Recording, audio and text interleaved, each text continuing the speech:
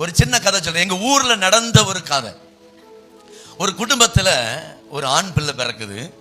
அந்த ஆண் பிள்ளை பிறந்த நாள்ல இருந்து வியாதி. எப்படி வியாதின்னா, பால் குடிக்காது, குடிச்சாலும் வயிற்றால போயிடும், வாந்தி எடுக்கும், வயிற்றால போகும். அப்போ அந்த பிள்ளையினுடைய தாயார் இருக்கிறாங்கல்ல, அவங்க தொட்டில வந்து அரை மணி நேரத்துக்கு 1 மணி நேரத்துக்கு பிள்ளையினுடைய முகத்தை மூக்குல கை வச்சு வச்சு பார்ப்பாங்களாம். உயிர் இருக்கா இல்லையானா அரை மணி நேரத்துக்கு ஒரு தடவை.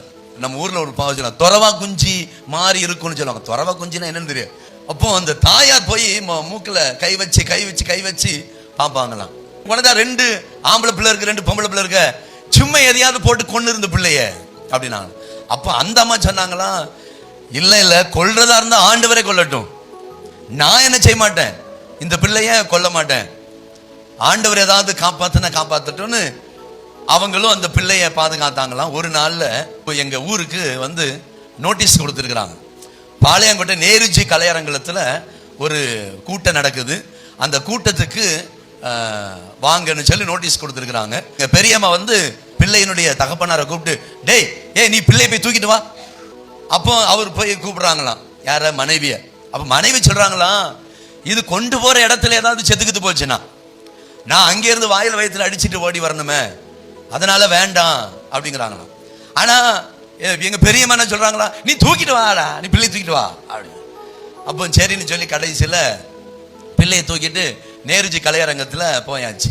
அங்க பிரசங்கம் நடந்துகிட்டு இருக்குது.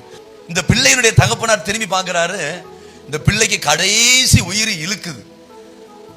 கடைசி உயிர் அது மேல போய் வருதான்.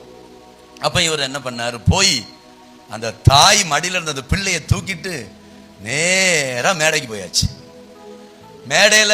மேடைக்கு போகும்போது அங்க வாலண்டியர்ஸ் எல்லாம் இருப்பாங்கல்ல, அவங்க எல்லாம் மறிக்கிறாங்க, போகக்கூடாது அப்படின்னு சொல்லி. மறிச்சவனுக்கெல்லாம் இப்படி ஒரு தட்டு இப்படி ஒரு தட்டு தட்டிட்டு மேல என்ன போயாச்சு, மேல ஏறி போயாச்சு. போய் பிரசங்கம் பண்ணிக்கிட்டு இருக்கிற நேரா ஊழியக்காரர்கிட்ட போய் நேரா நீட்டியாச்சு பிள்ளைய.